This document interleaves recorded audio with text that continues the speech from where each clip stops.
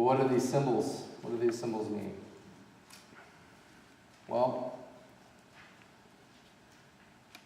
first thing that we need to start looking at is what we need to do to start letting God work in our lives. Okay? It's on the other side of your outline. Is you need to let Jesus settle the score.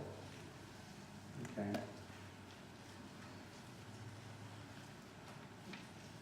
God is the ultimate equalizer, right?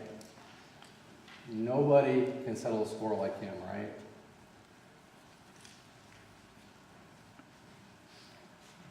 What happens to your enemies when they go before God? You know, and they haven't lived a Christian life, and they've tormented you all your life. Okay? What does God say about that?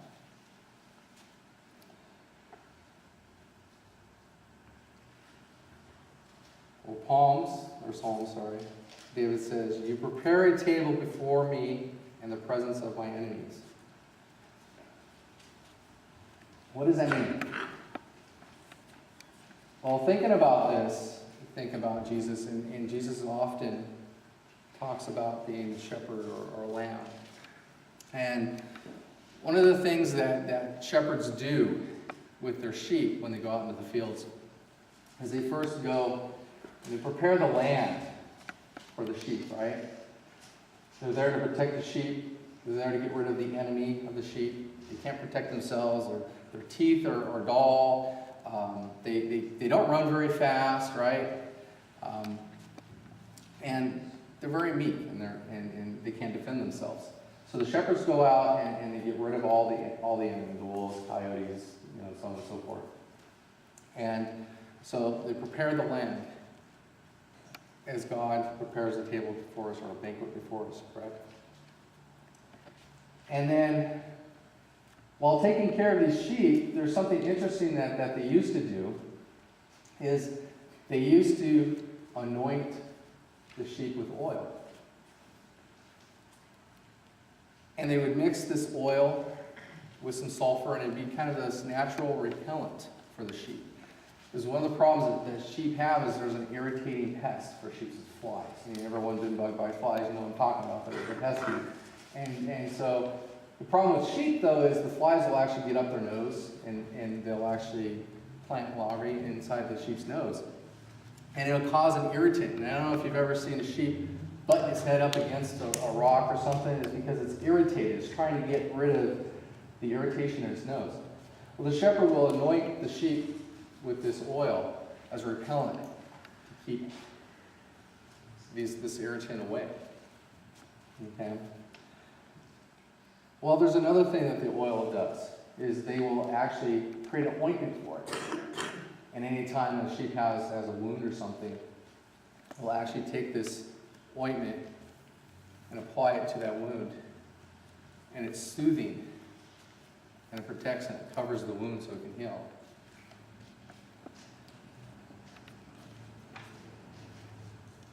So God says, "Let me handle those who have hurt you."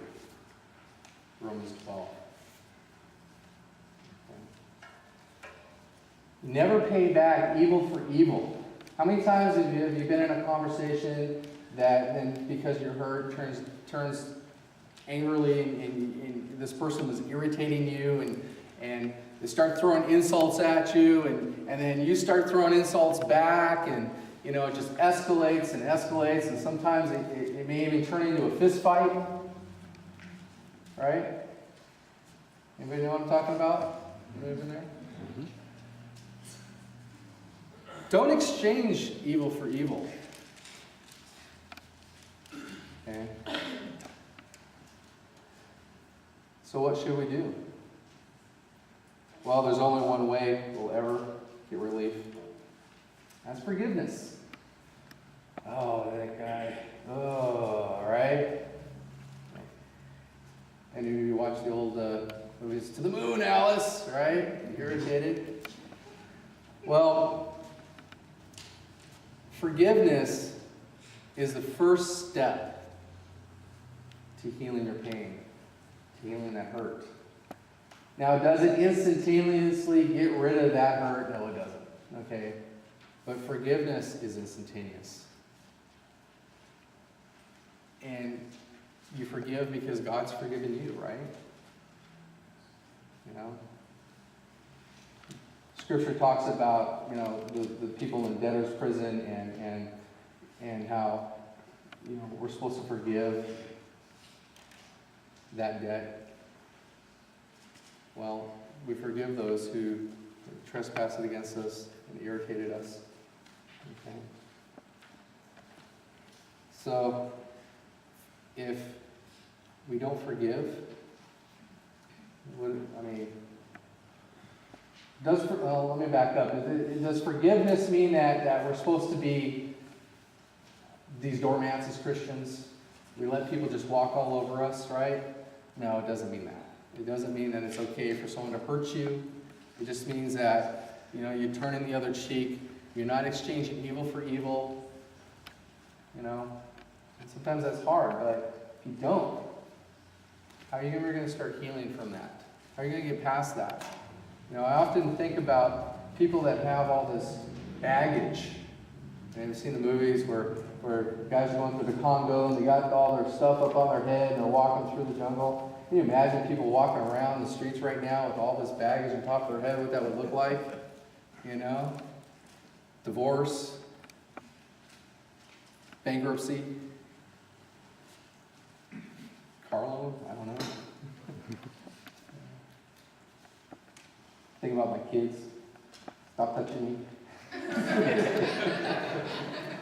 Yeah. That can sometimes escalate, right? Kids become an irritant. Have some wine or some oil and anoint their heads. Soothe them, right? Well, why should we forgive? Well, the first reason why we should forgive is, like I said before, we've been forgiven by God, so we should forgive those who, And second reason why is resentment makes you miserable. Doesn't it? You go to work, there's just that one person that just irritates you. Doesn't that make you miserable? What do you do? Okay? Find out why they're making you miserable. Maybe go talk to them. Don't greet them in the morning and say, "Hi, how you doing?" And then behind their backs, right? Oh, that person, I can't stand. You see what they did today? Well, don't do that.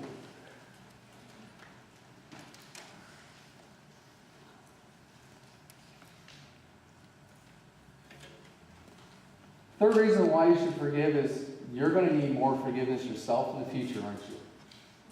Right? We're all sinners. We're people, we hurt each other, right? It's just going to happen. Matthew 5:7. Blessed are the merciful, for they will be shown mercy.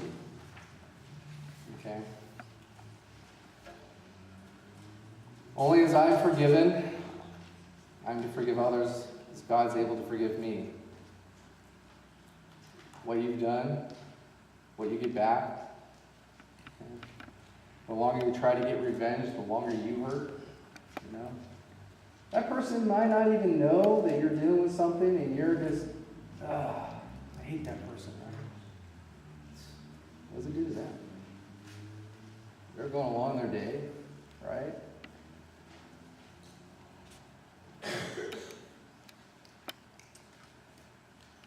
So second, let Jesus soothe your wounds.